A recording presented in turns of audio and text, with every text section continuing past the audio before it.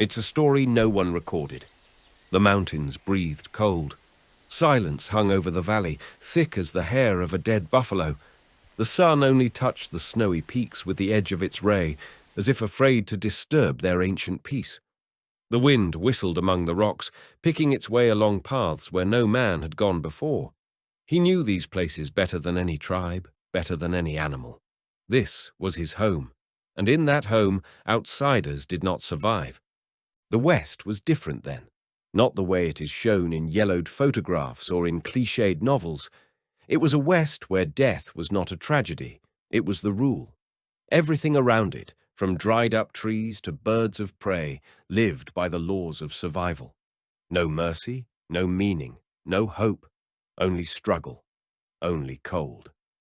A small figure moved at the foot of the cliff, a woman wrapped in a cloak, holding a child by the hand.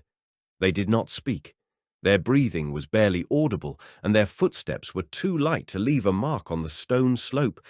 They were like ghosts, lost between heaven and earth. No one knew how they got there, but the wind already knew their scent, and the rocks already felt their weight. There were no accidents in this land, only consequence, only retribution. And far beyond the mountains, in a land where grass did not grow and where eagles made circles over the stillness, someone opened his eyes. Someone who heard a call, not a voice, not a sound, but a call. And the wind heard it too. It was their story, a story that began not with hope, but with emptiness. Somewhere between cold and silence, fear is born. Not the kind that screams, but the kind that is silent. It grows under the skin like ice water, slowly, painfully. In the rocky gorges that hide between the mountain peaks, even the echoes are lost. Not a single sound comes back. The air is thick there, like an unspoken warning. Heavy clouds creep over the valley. They are in no hurry. They are sure. They carry the storm not as an event, but as a judgment. Everything in this land moves, as if it knows how it will end. Beneath the brittle crust of ice is death. The fox, whose paws glide silently across the snow, is unaware of the crack. A moment, and it disappears, without leaving even a splash. Only a bubble of air under the ice, which immediately freezes. Nature is not angry here. She doesn't retaliate. She doesn't need to feel. It just exists. And whatever is weak in her disappears. There is no intentionality. There is law. The slope, covered in a black crust of lava, collapses under its own weight. The rocks tumble down, as if in a hurry to where they no longer need to hold on. The earth here remembers a time when there was no man, and does not expect him to return. Neither beast nor man rules this world. The void rules here. You can fight your enemy. You can avenge a murderer. But how can you stand against the wind that cannot hear your words? Against a cold that knows no mercy? Against a cave that has no way out? The rocks heaved like the teeth of a prehistoric beast frozen in a stone roar. In the midst of this silent majesty, a tiny dot. At first, it is not to be seen, just a shadow moving down the slope like a stain on the snow. But if you look closely, it's a woman. Next to her is a child. They walk slowly. Every movement is like a struggle with the air itself. The air here is thick and foreign. It feels like it's pressing down on their chests, like it's not letting in any warmth or hope. Their footsteps are like strokes in time, heavy, stubborn. From the high ridges, the wind comes at them suddenly. It lifts the snow into the air, swirls it around in swirls, as if deciding for itself who is worthy to go on. With one gust, the handkerchief is torn from her head. It soars into the sky like a soul torn from its body, and disappears over the edge of the gorge. But the woman doesn't stop, and neither does the boy. They have no words, no tears, no fear. They have only the path. Against the grey sky and black mountains, their silhouettes seem carved from another world, and everything around them seems to stop, even the wind. They were going where no one survives. The rumble didn't come right away. First, a shudder. It was as if the earth itself held its breath. The woman stopped, and the child huddled closer to her. Somewhere in the distance, behind a layer of clouds and rock teeth, something shifted. A stone snapped from a height, and behind it, like a string, a whole layer of slope broke off. Birds soared out of the sky, black as night. Their wings stripped the air, leaving behind an unsettling silence. The world stood still, still. The noise of the rockfall died down as suddenly as it had begun. Only the echoes swayed through the gorges, lost in the caves, and one of them opened.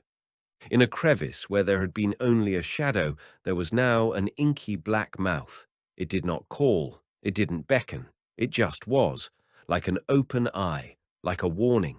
There was no light in it, there was no bottom. The woman looked into that abyss for a long time, without words, and then she stepped into it. The child followed her as if he knew there was no other way. And somewhere far away, on the other side of the mountains, a wolf raised its muzzle to the sky. Its howl cut through the air as if it wanted to say something, to stop something, or a warning. But it was too late, because there was someone else in that darkness who felt the call, who knew that somewhere in the mountains was the breath of death and hope. Shadows played in the flames of the fire, changing and intertwining into a chorus of ancient stories.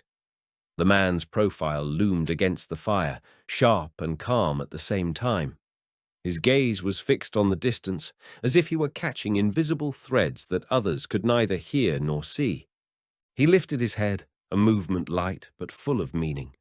The wind brought to him not just a noise, but a call that came from the depths of the mountains, from the void where all fears and hopes disappear. Above him, in the heights, an eagle unfolded its wings, drawing circles on the firmament. His gaze is sharp and wise. He knows every crack in the earth, every breath of wind. Far away, where no white foot has tread, lives one who hears differently, one who understands that the wind speaks not in words, but in secrets. It was the first spark of hope in this silent void. Darkness enveloped everything around like a thick velvet, hiding even breathing. In this vast silence, it seemed as if time had stopped. Every breath sounded louder than the storm, every sigh like a last hope. A woman's voice, soft and gentle, like a whisper of wind through leaves, pierced the darkness. It was not words, but it was a promise of light that would disappear over the horizon. The silence accepted that promise, and the world froze in anticipation. The screen gradually goes out, plunging the viewer into the depths of darkness. But even in this darkness, a message as sharp as a knife blade resounds. The West does not forgive the weak. It tests who is ready to become a legend. And that's when the real story begins. The story that decides who stays and who disappears into eternity. The dusty plains stretched to the horizon, where heaven and earth merged into one silent promise. In the midst of this space, under the blazing sun, wagon wheels moved, harnesses creaked, tired horses plodded. But in the midst of all this bustle there was one wagon, not like the others. In it sat a young woman with clear but tired eyes. It was Catherine. There was no confusion in her gaze, only concentration and inner silence, the kind that comes after pain, when the tears are over and life still demands to move forward. Her lips were tight, her hands gripping the edges of the wagon tightly, as if it were her last support. Once, not so long ago, her husband had sat beside her, but now he was only a memory. Disease had scorched his body, like heat scorched the grass in this merciless steppe. He was gone in a couple of weeks, and Catherine was left with the boy in her arms. Elijah was 7 years old, with dishevelled hair and inquisitive eyes. He didn't understand everything that had happened, but he sensed that his father was never coming back. He often looked at his mother, as if searching for answers. Sometimes he would ask about what had happened and then stop talking before he could say anything. He was kind, quiet, unspoiled, and perhaps too small for the road ahead. Catherine had left her old home, not because of a dream, but because it was impossible to stay. There in the valley, everything reminded her of him, her husband. His smell, his shirt, his axe at the doorstep, as if he were about to return. But he wasn't, and Catherine realized that if she stayed, she would disappear with him. As so many had disappeared, slowly, within the walls, in silence, alone. The West was dangerous, but staying was scarier. So she sold the land. She took a caravan and took her son to a place where perhaps a new life was beginning, or the end of an old one. They both didn't know what lay ahead. But they walked. They walked because there was no turning back. The caravan stretched across the plain like a long wound in the body of the earth. Dozens of wagons, lined with sailcloth, rattled across the stony ground, leaving a trail of dust, memories, and hopes. Horses paced in a rhythm of exhaustion. The men in a rhythm of anxiety. They weren't heroes, just people who couldn't stay where they lived. Farmers, artisans, widows, old men, orphans, each with a past that pressed and a future that beckoned. They went west because they believed that somewhere beyond this horizon there was a land where everything could begin again, where no questions are asked, where no one reminds you who you were. In the morning, hope. In the afternoon, fatigue. In the evening, fear. Every step burned away the strength. Water was scarce. The wheels creaked like old bones. Under the sailcloth of the wagons, heat and dust. Underfoot, the ground that would not forgive mistakes. And above it all, the sky. Huge, alien, silent. At first, people stuck together. They shared bread, words, song. But as the road grew heavier, hearts began to clench. Jokes became rare. Conversations became short.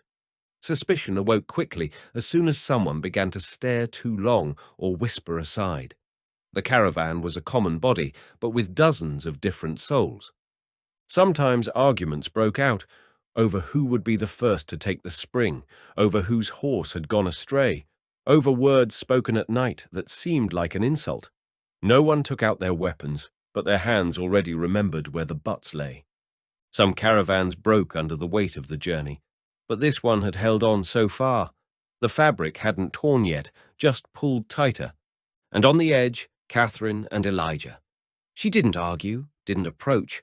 Her gaze was forward. She knew all those faces could disappear overnight. The only one who could stay was herself. Only not to break. Only to get there. First came the wind. It came suddenly, with a sharp, cold breath, as if someone invisible had opened its maw in the middle of the plain. The canvas on the wagons blew up like sails. The dust rose like a wall and darkened the sky. Horses roared, some of them spurred to the side. The caravan went off rhythm like a broken clock. Then it began to rain, heavy, viscous, as if not water, but the earth itself was crying from the sky. The wheels slid, the mud clung to the boots, the wagons sank into the mud, and every step was an ordeal. The men were silent. No one complained. There was anxiety in that. Silence became the caravan's companion. During the night, a storm tore down several tents. One wagon overturned on a slope, and the woman under it could not get out. In the morning, she was buried right on the side of the road. There was no cross or words over the grave, just a stone placed by her son, who didn't cry. He just looked up at the sky, as if searching for an explanation. Then came the sounds, strange, alien, from beyond the forest belt. Someone noticed silhouettes in the hills, vague, like ghosts. Men took up their rifles. Tension tightened like a bowstring. For several nights, the caravan had not slept fully. The dogs howled, the children whispered, the adults went over their supplies and searched with their eyes for a direction to the water. One morning, one wagon disappeared. It was simply gone. No people, no tracks. Just a splintered rim and a trail of blood on the grass.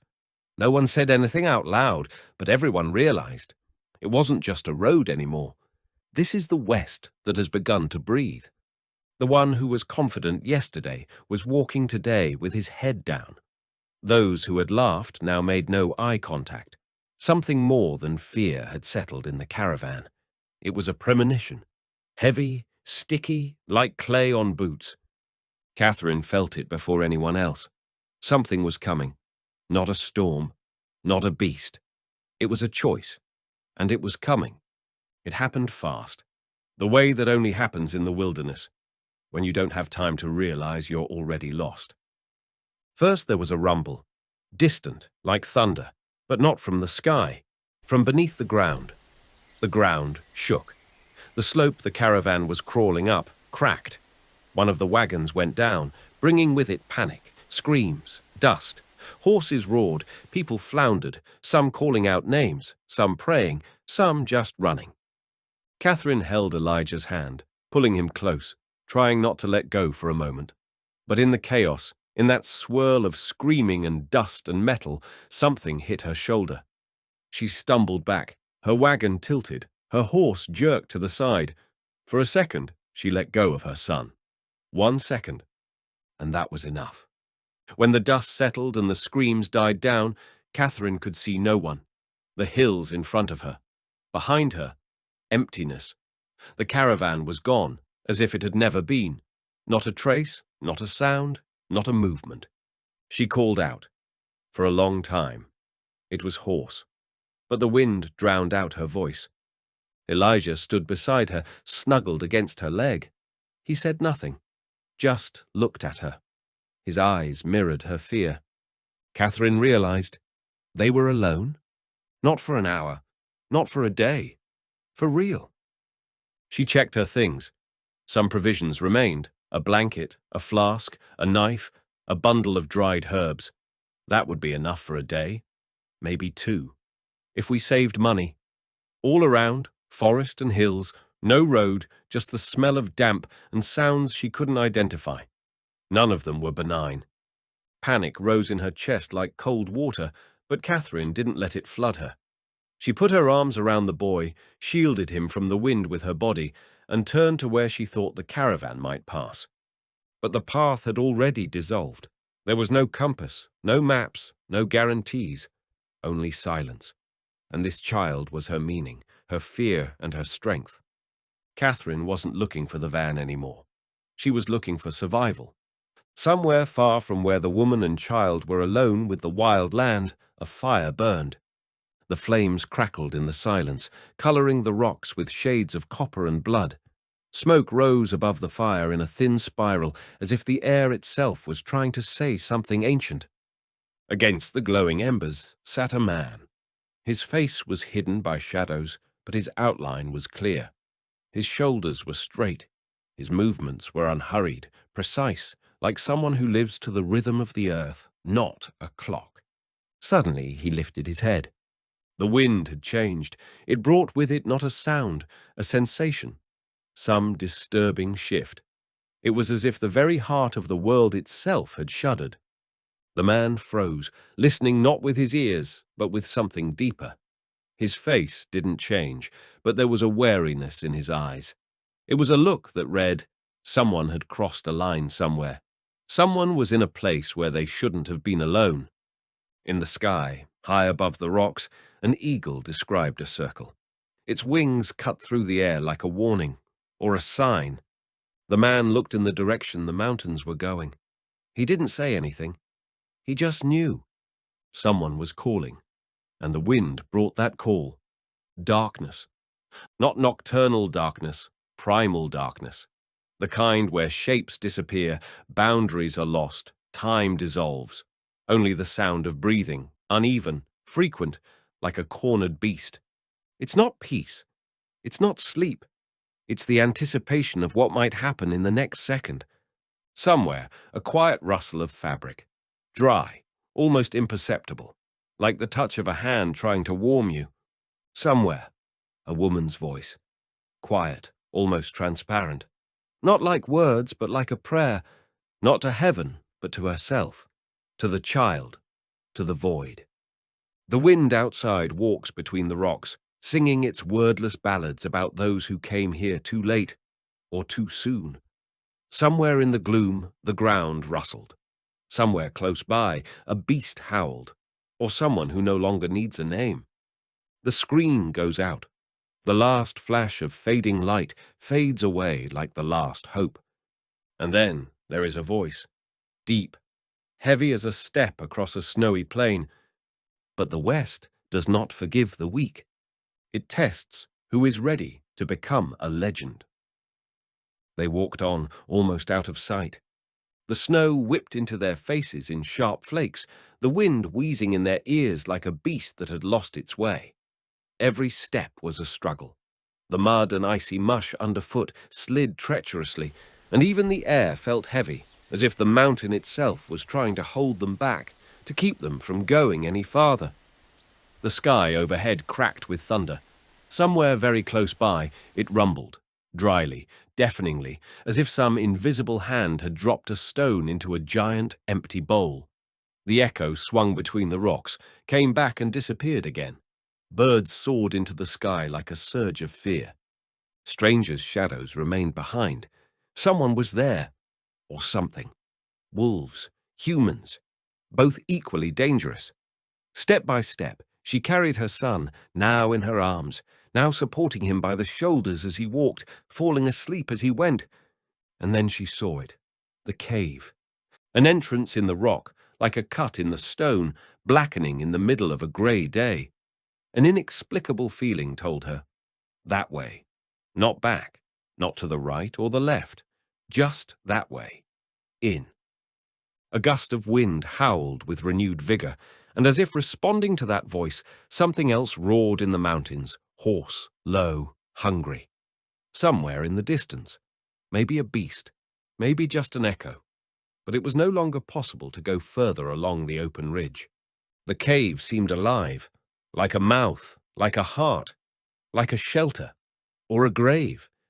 And yet, a man has no right to choose when he can no longer go. They stepped inside. The darkness inside was different. Not the one outside the window at night, or the one that comes with your eyes closed. It was a darkness as thick as wine, as old as the earth itself. It enveloped, breathed, waited. Every sound, a step, a breath, a movement of cloth, was heard like a heartbeat in the utter silence. The cold met them at once. Not icy, not stabbing. It was viscous, constant, as if the raw breath of centuries had come from the stone. A draught walked inside, clinging to corners, ruffling hair as if something invisible was passing through. They were going inside because there was no longer a way in from the outside. The stone walls went upward into inaccessible darkness. Sometimes branches opened up, narrow tunnels leading into the unknown. The floor was uneven, jagged, littered with ancient animal bones. White, dusty, like a memory erased by time. On one of the walls were marks, scratched marks, silhouettes of animals, the sun, hunters with spears. All this was a long time ago, but even now it was as if it were watching. The air inside moved strangely, with barely perceptible currents, and every time it seemed that there was a turn to leave, a new hall opened up, a new compartment of this stone body, and not a single ray of light. But here at least there was no sense of pursuer. Neither beast nor man rushed to follow. It was dangerous here, but in its own way, silently. She chose an alcove against the wall, where the air was a little warmer. She laid out her things, wrapped her son. He seemed even smaller in the dark, even more vulnerable. He didn't cry. He just stared, like a child feeling a fear he couldn't yet explain. And then she let herself exhale. Just once. Not from relief, from recognition. Now they're in. Now it was all they had. Night didn't come immediately, because there was no day in the cave. Darkness didn't shift here, didn't go in cycles. It just was. And so, when the first deafening crack sounded, it sounded especially frightening. Somewhere far away, in the depths of the rocks, something had cracked. A rock, forgotten for centuries, had shifted. She felt it even before she heard it. A tremor under her fingers, a vibration in the wall, as if the mountain beneath them had let out a heavy, tired sigh. Then a thump, one, a second, and finally, a rumble. The ground shook. The ceiling above groaned like an old man in agony. And all that was behind them, the path they had entered, vanished in a roar of stone. Instantly, dust filled the air. She stood up, instinctively covering her son with herself, clutching him to her chest as if she could stop the avalanche. Rocks fell, rumbling, rolling over each other, filling the passage.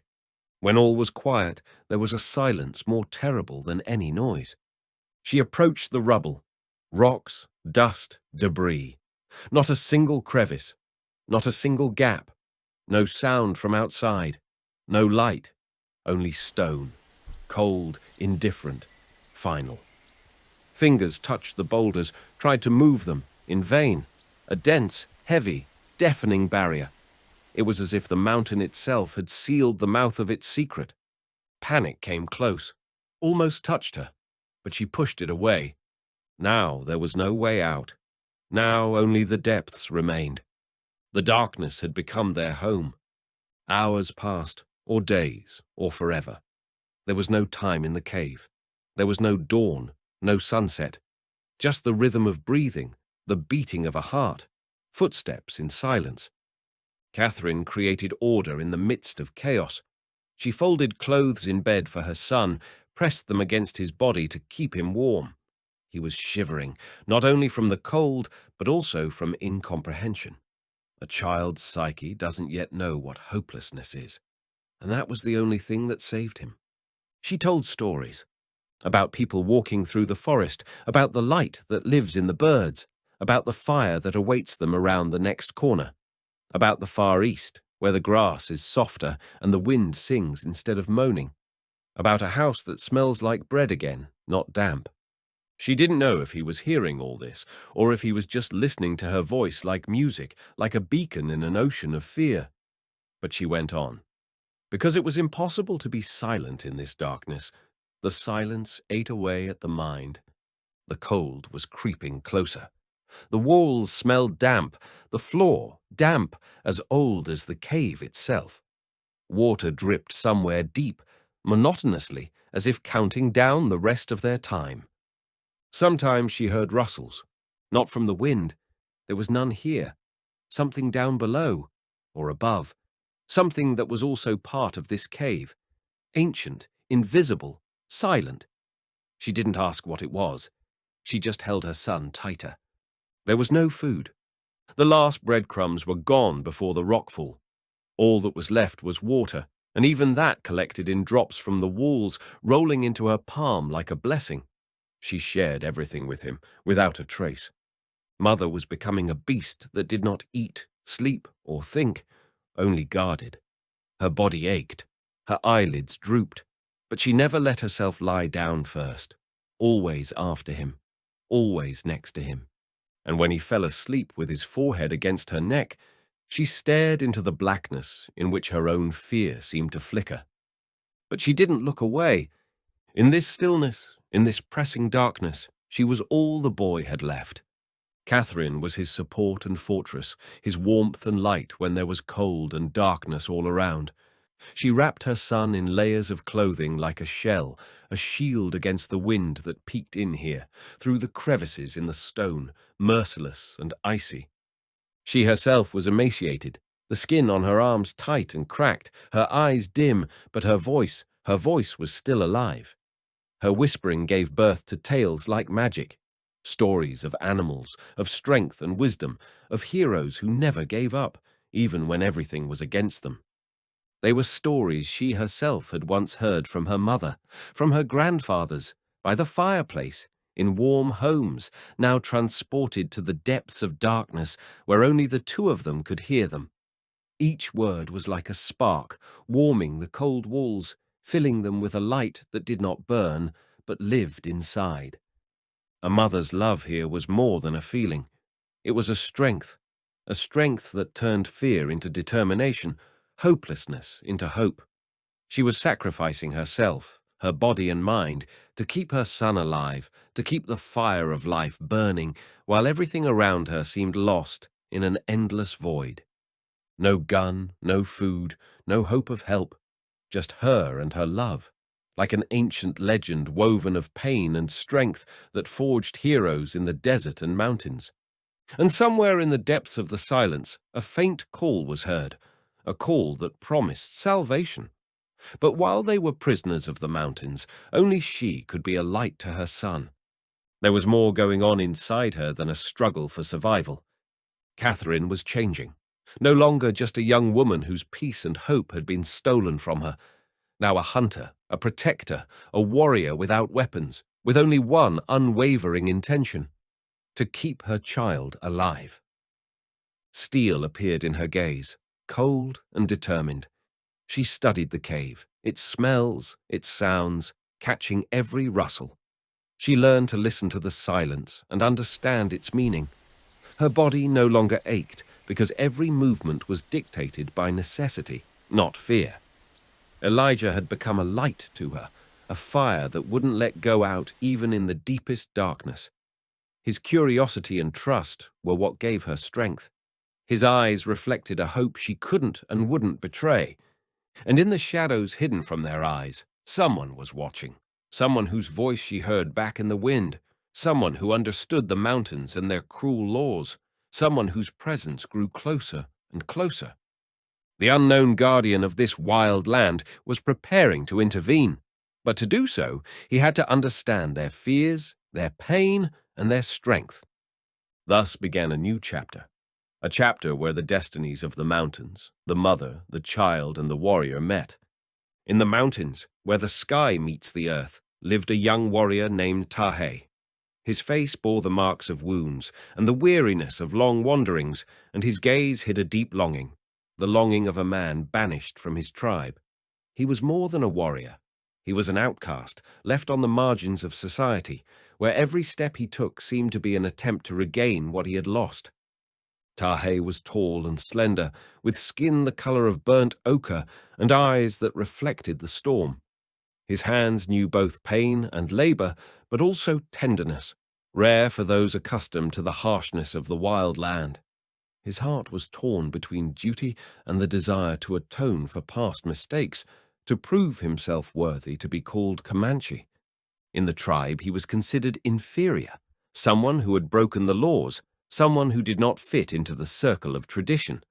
Others looked at him with doubt, sometimes with contempt, but it was this exile that became the fuel for his inner struggle.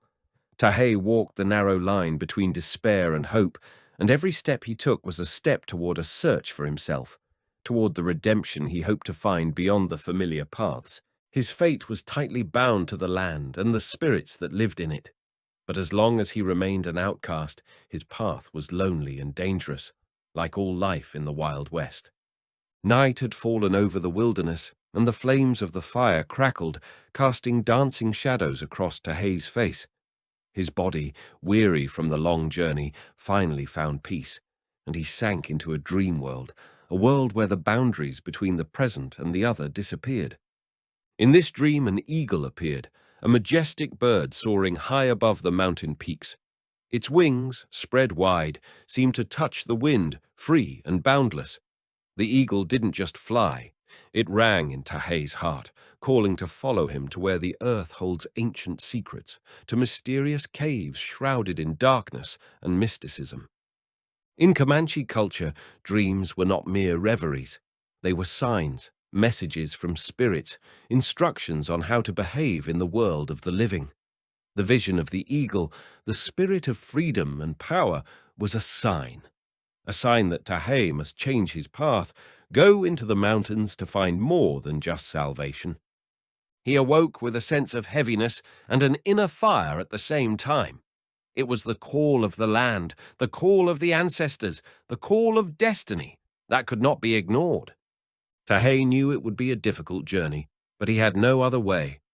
The Comanche tribe lived in close harmony with nature, realizing that earth, air, water, and fire were inseparable parts of one great world. For them, mountains, rivers, and forests were not just landscape, but living beings with soul and power. The spirits of these places guarded and guided the tribe, and dreams and visions became a bridge between the world of men and the world of spirits. Shamans and sages played a special role in Comanche life. They were intermediaries who could hear the voices of ancestors and spirits. It was they who interpreted dreams and signs, predicted events, and gave advice to the tribe, helped to maintain the balance between man and nature. Each vision had meaning and power, and breaking traditions could lead to the anger of the spirits and misfortune. Outcasts and violators of the tribe's laws stood on the edge of the community, alienated and inferior in the eyes of others. Their fate was hard. Without the protection of the tribe and its spiritual support, they were vulnerable to a world full of dangers. But even among the outcasts there was hope for redemption, for a return to the circle of ancestors and tribe through trials and fortitude. Tahei knew all of this. His exile was not merely a punishment. It was a test that only the strongest could pass. His journey to the mountains and mysterious caves was not only an escape, but a chance to prove his worth and reclaim his place among his people. In this world, the spirits and the earth spoke to him, inviting him on a journey that would change not only his fate, but the fate of those he had once left behind. Tahei stood at the crossroads of his journey, between the duty his tribe imposed on him and the call that resounded in the depths of his soul. Every step toward the mountains meant breaking taboos, venturing into the unknown, and risking the wrath of spirits and men. But the vision of the eagle left him no choice. It was a call of destiny that required courage and determination. An inner conflict tormented him, whether to remain in the safety of the familiar, albeit cruel world, or to go into the unknown, to challenge the fears of the tribe. A feeling grew in Tahei's soul that only through this ordeal could he purify himself, become stronger, earn forgiveness and respect. At night he silently gathered his belongings, a few sharp stones, warm clothes, a small bag of provisions. Each item was a reminder of home, of those he was leaving behind. Perhaps there was no goodbye. It was too hard to face those who saw him only as an outcast, but inside he made a promise to himself, to come back strong or not at all. Gathering himself, Tahei took one last look at the starry sky, breathed in the cold mountain air, and set off. His steps were determined, and his heart full of hope and fear. Thus began the journey to the mountains, to mysteries, trials, and perhaps salvation. Tahei walked alone along the paths of the wild land, where every shadow and every rustle was a reminder of the difficult journey. The vast expanse of mountains covered with forests and cliffs spread out around him, where the wind carried cold and mysterious sounds. Nature was both friend and foe, giving peace and quiet, but at the same time ready at any moment to bring down a storm or meet with unexpected danger. Tahei's thoughts swirled with doubts and hopes. What lay ahead of him? Secrets hidden in the depths of the caves, or doom at the hands of fate? He felt the weight of loneliness weighing on his shoulders, but he was also inspired. This journey was the only chance for redemption, for a new life. The image of an eagle, a symbol of freedom and strength, accompanied him as an invisible guardian. The wind seemed to be the voice of the bird, beckoning him to go forward. The eagle flew over the mountains, high and proud, reminding Tahei that true strength is not born in fear, but in striving for light even in the darkest places. Each step brought him closer to the mysteries of the mountains, and his heart grew more determined to face his destiny. The damp cold of the cave penetrated every crevice, making their skin goosebumps.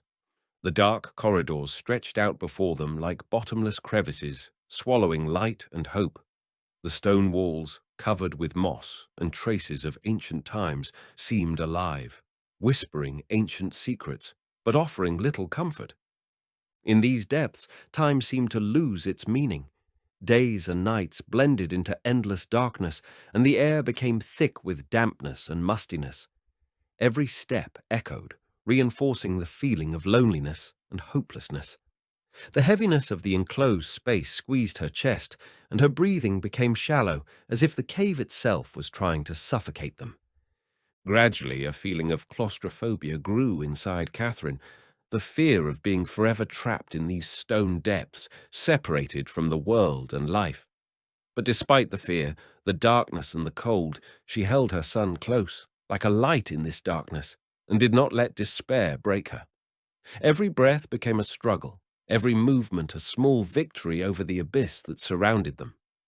Hunger and thirst crept into Catherine's mind like dark shadows blurring the edges of reality. Strange lights flickered in her eyes, and ghostly silhouettes danced around her, either memories or fears born of hopelessness. The walls of the cave seemed to move, to shrink like a living thing, playing with her mind, making her see things that weren't there. At times like this, the despair became almost palpable, creeping in to paralyze her will. But Catherine, despite the overwhelming weakness, fought desperately, against her own mind, which was trying to break her. She clung to every thread of common sense, clinging to scraps of memory and hope like a life-saving anchor. The inner voice, sometimes whispering surrender, she drowned out with the strength of a mother's love. Her soul was stronger than hunger, and her heart stronger than fear. This struggle was mute and brutal, without words, without witnesses, only against the wind and darkness. And it was in these shadows, where reason was ready to surrender, that Catherine found a spark of light for her son, for life. Every day Elijah's body grew weaker and weaker, like a small light slowly fading in the cold darkness of the cave. His cheeks were pale, and his eyes were cloudy with fever. Weakness stifled every breath, and with each new moment, Catherine felt the weight of responsibility for a life that was slowly slipping from her hands. She knew that her main concern was to keep the child warm and safe, their last stronghold in this ruthless world. Catherine cradled her son against her, wrapping him in thin shreds of clothing, gathering the remnants of warmth as if she were storing a fire in the palms of her hands. Every movement was careful and gentle, every breath a prayer for salvation. In that cold void, her mother's care became her strength and meaning. In the stillness of the cave, Catherine was the only defense, the only light in the darkness that could keep Elijah from falling. In her hands centered all hope for tomorrow, and even in her deepest weakness she would not allow herself to give up. In the depths of the cave, where not a single ray of sunlight penetrated, Catherine came across a barely perceptible miracle. Tiny drops of water slowly dripping down the stone vaults. To others, it would have been just a tiny bit of moisture, but to her it was a source of life, a chance to push back death for a while. She carefully set the vessel down, collecting each precious drop as if she were collecting nature's own tears. Every movement was filled with caution. In this damp darkness, the slightest noise could attract danger. Every mistake could cost them their lives. She listened to every sound, every rustle, balancing between hope and fear. Determination burned in her eyes, to get water at any cost, to keep her son safe. In this silent ritual of fighting hopelessness, all the strength of her spirit was manifested. The drops of water collected from the stone ceiling were a symbol of her unyielding will and a small victory in the endless battle for life in the dark depths of the mountains.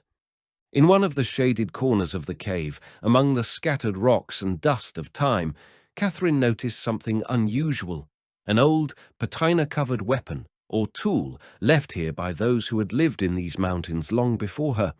Its shape was unfamiliar, but in it lurked a story, a silent memory of the people who had once ruled this land, knew its secrets, and could survive where emptiness now reigned. Touching the artifact brought a glimmer of hope to Catherine. In the depths of the cave, amidst the darkness and despair, she felt a connection to the past, to the spirit of those who had overcome similar trials.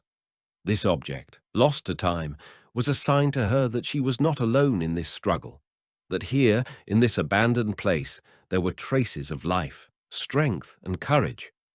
This find seemed to light a fire within, a reminder that survival is possible if one listens to the history of the land and draws from it the strength to fight again. In the darkness of the cave, with only the oppressive silence around her, Catherine's thoughts drifted far away, to the past, where light and warmth were her daily routine. She remembered her husband, his smile, his strong arms, his voice full of hope and promise. His passing had left a void that could not be filled, but it was his memory that was the invisible thread that bound her to life. Each memory was like an anchor keeping her from falling into the abyss of despair. She felt the promise she'd made to herself and her husband to not break, to survive for their son, to be a support for him in this harsh world.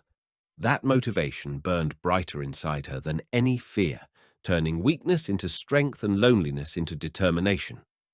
In those moments of inner struggle, Catherine became not just a trapped woman, but a warrior mother, ready to face any storm for Elijah's future. Her strength was born out of love and a promise that could not be broken. She had to survive.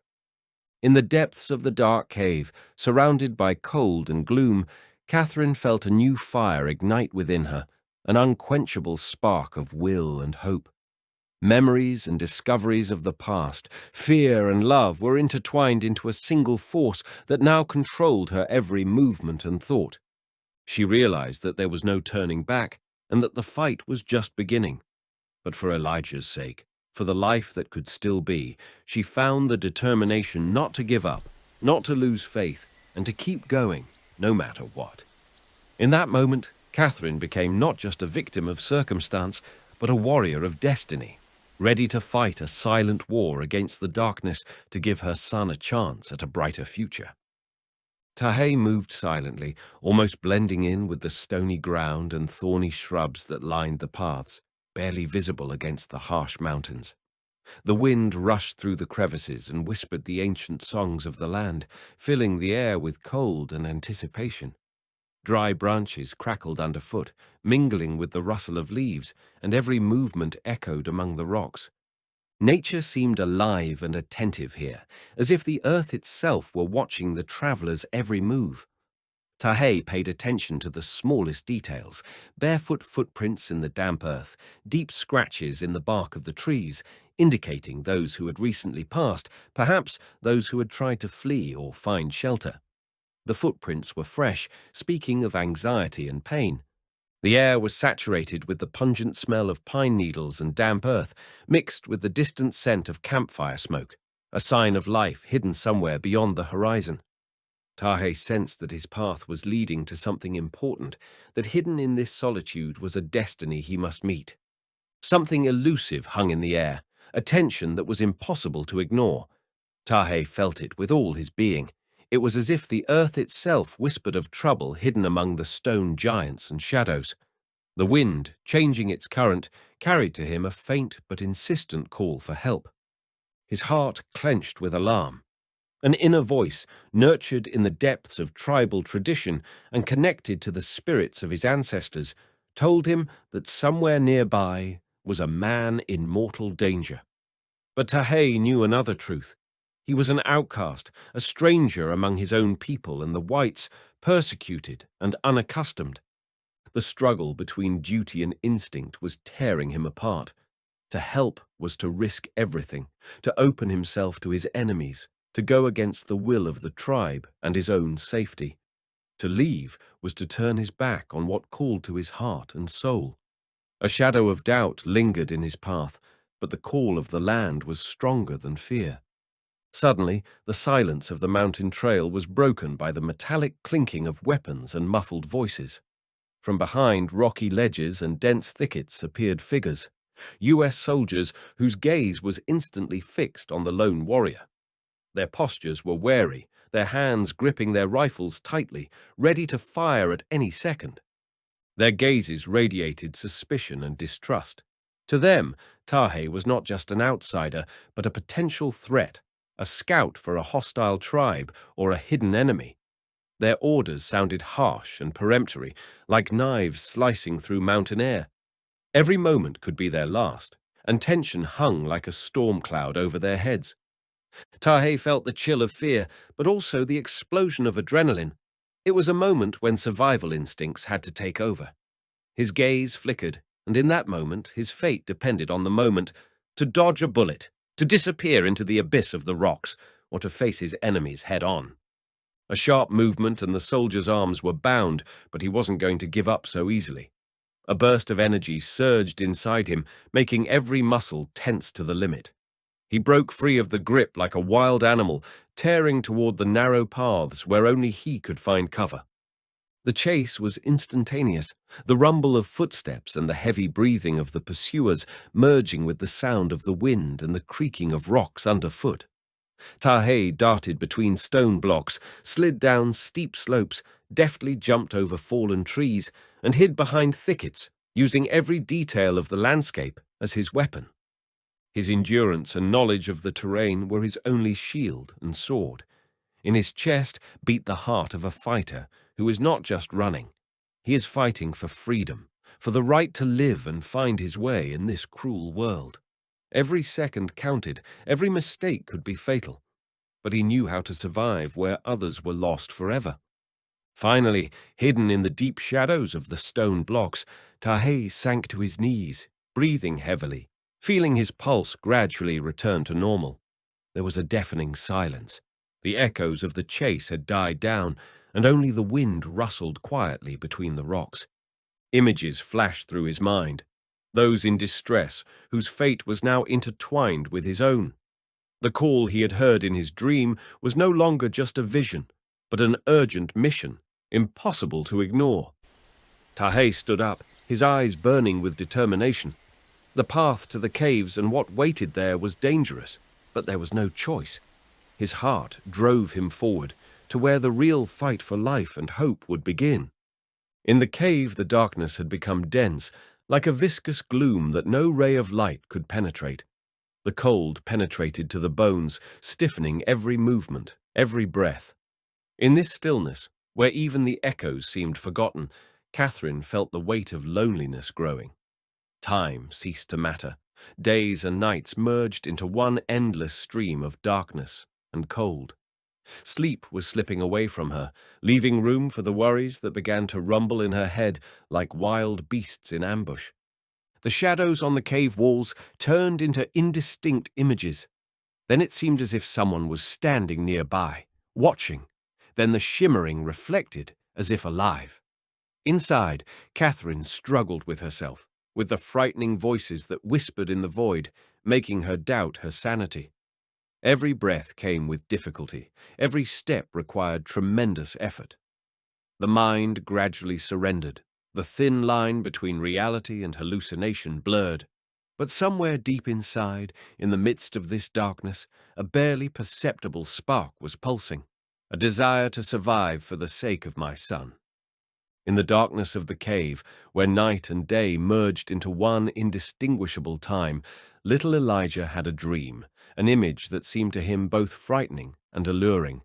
He saw the man of feathers, a tall, proud silhouette, crowned with a magnificent headdress of feathers, as if the winds and the spirits of the mountains had merged in this mysterious warrior. This stranger was not fearsome. Rather, he radiated strength and protection, like an ancient guardian of the wild land.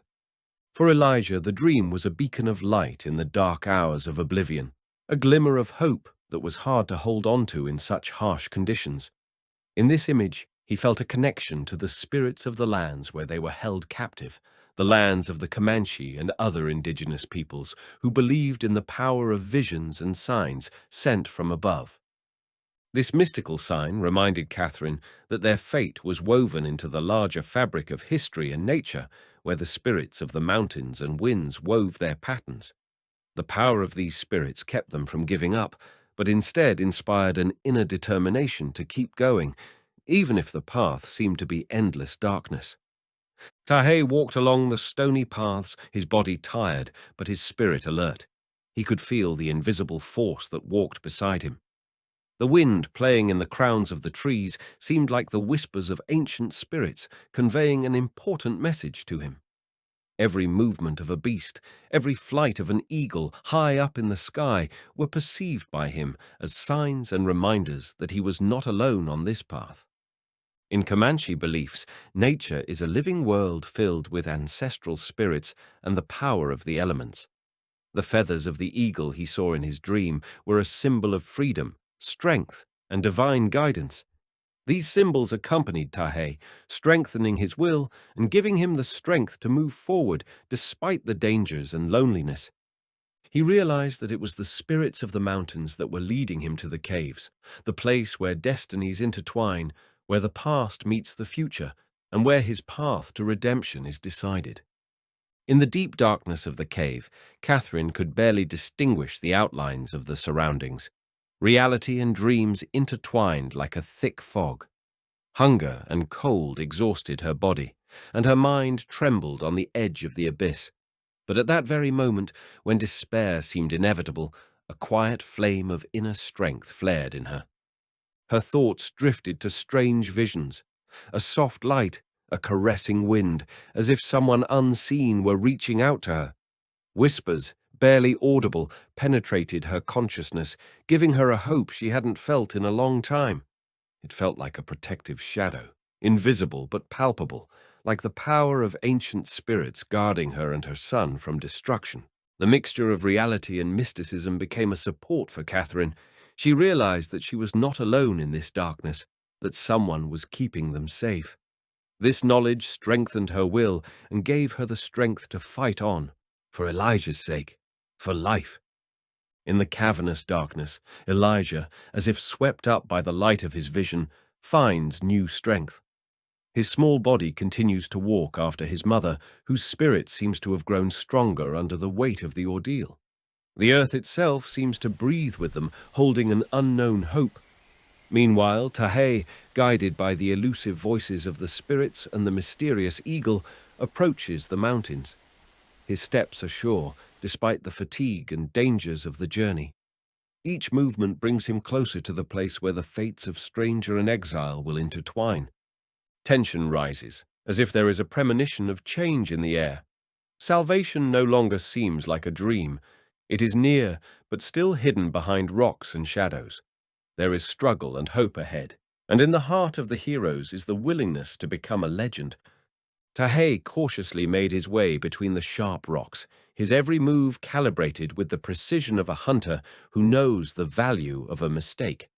The wind rustled the dry grasses, and in its whistling he could hear the ancient song of the mountains he sought. The young warrior's eyes carefully scanned every ledge and shadow, every rustling movement in the branches. Suddenly, amidst the deafening silence, quiet sounds came to him. Faint coughs, occasional wheezes, as if a barely audible whisper. The sounds were like a call, a subtle signal of distress. Tahay froze, listening, and his heart beat faster. His intuition was right. Somewhere in the depths of the mountains, among the stone labyrinths, someone needed help. He took a deep breath, absorbing all the energy of the surrounding nature, and stepped forward, driven not only by fear, but also by inner duty. The unknown awaited ahead, but he could not remain indifferent. Tahay stopped in front of the massive rubble of rocks and debris that blocked the way into the cave like an impenetrable wall. Deep darkness concealed the unknown, and every rumbling sound echoed through the rocks. He realized that the obstacle before him was not only physical, but also momentous. With extreme caution, Tahay began to shift the heavy stones gradually, using strength and patience like a carver carving a path in stone. Each stone could be the cause of another collapse. The shadows were thickening, and danger was in the air. His hands scratched, his muscles tightened, and his breathing became ragged. Time was running inexorably, and every moment could be decisive. He realized that delay would be fatal to those behind the rubble, but haste would be fatal to himself. In an intense struggle against the stones and fear, Tahay kept moving forward, driven by the power of instinct and determination to save those trapped. When the last stone was removed, the dark space of the cave opened up before Tahay like a dark abyss in which lurked two souls on the verge of extinction. On the damp, cold floor, he saw a woman, pale, haggard, barely breathing. Her body was exhausted from the struggle for life, and her eyes, though closed, held a depth of pain and weariness. There was a boy lying next to him, unconscious, faint, almost transparent against the gloom. His body was shivering with cold, and his breathing was intermittent, barely perceptible. Tahay felt a chill run down his back, and his heart clenched with anxiety and compassion. In this dead air, among the rocks and darkness, he realized for the first time the gravity of their fate and the fragility of the lives that hung by a thread. Tahay carefully laid out dry branches and leaves, lit a spark, and the flame grew quickly, filling the cave with warmth and soft light. The fire became the living heart of this cold shelter, embracing Catherine and Elijah with its gentle heat, bringing hope back where there seemed to be none left. He carefully removed some dried meat and berries from his sack, a meager supply he carried with him in case of need. Slowly, reverently, he placed the food next to the woman and child, as if he were handing them some of his strength and will to live. With each hour spent by the fire, their breathing became more even, their bodies stronger, and their gazes clearer. Tahe sat quietly beside them, like a mute guardian in this forgotten world, ready to repel any danger and protect those who were now so vulnerable and precious. For the first time in a long time, the darkness of the cave seemed not an abyss, but a place of refuge, a place to regain strength and hope. Catherine, who had recently lost all confidence, felt a cautious trust awakening inside her, in Tahe, in life, in the future itself. Elijah opened his eyes slowly, weak and timid, but alive. His breathing became more even, and a faint shadow of a smile appeared on his face, a sign that he was ready to fight on. In the cave, among the rocks and shadows, they found a light that had seemed distant but was now closer. A long and arduous journey lay ahead, but the first steps to salvation had been taken. Their story was just beginning. Tahe descended the mountains slowly and carefully, each step echoing in the stony paths covered with moss and dry branches. He carried the boy on his shoulders. The small, frail Elijah seemed even more vulnerable in his heavy embrace. Thick bushes wrapped around his legs, forcing him to stop and wade through the tangle of branches.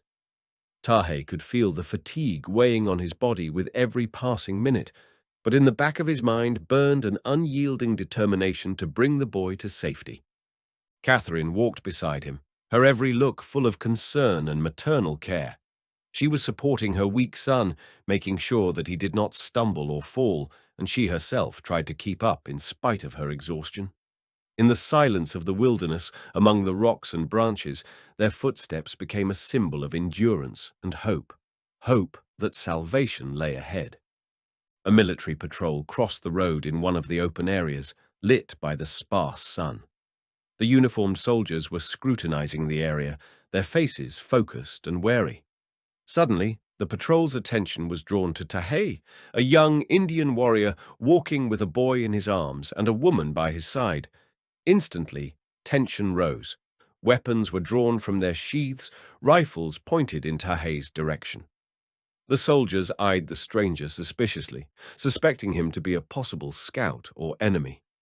Tahe felt the coldness of the steel muzzles and froze, realizing how dangerous this encounter was.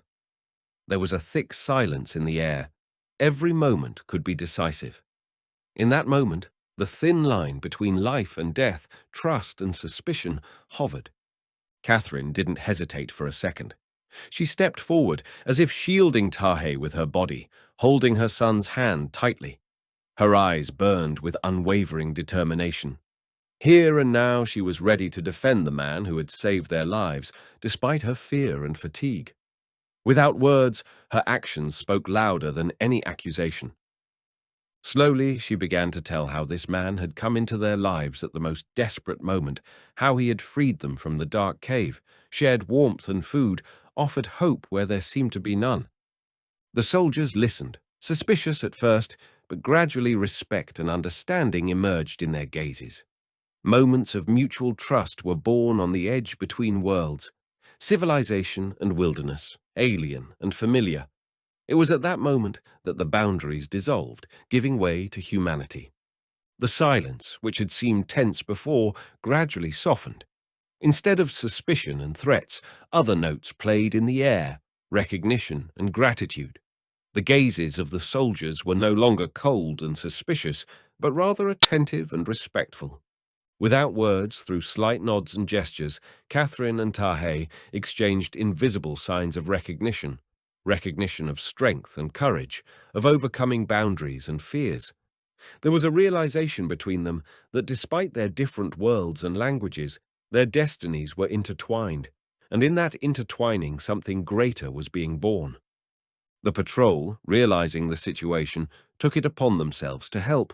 The soldiers escorted them to a safer place, organized the necessary help, and with this simple act, strengthened the new bond between the two cultures, giving hope and opportunity for the journey ahead. A new fire has been lit in the heart of each of them, a fire of hope that once seemed almost extinguished. Catherine, Tahe, and Elijah, now bound by invisible bonds of trust and mutual aid that became their strength. They were no longer just surviving, they were beginning to live again, discovering the meaning of unity and support. The journey was still long, but the steps were becoming more confident. Their eyes were looking ahead to where new opportunities and challenges lurked. Together, they were preparing for the next stage, for a new chapter of their story to be written, overcoming fears and obstacles, but no longer alone. The years have passed. Elijah is now an adult, and the story of that distant ordeal lives on in his words and eyes. His mother is by his side, strong and wise, and Tahe has become a legend among his people, a tracker whose eyes keenly see the secrets of the land. Before you is nature, fire, the whisper of the wind carrying ancient stories. Remember, sometimes, even in the deepest darkness, light comes from where no one expects it. If you enjoyed this story, please support it with a like and a subscription. Leave a comment. Your opinion is important and inspires me to create more. Thank you for being with me on this journey. See you in new stories.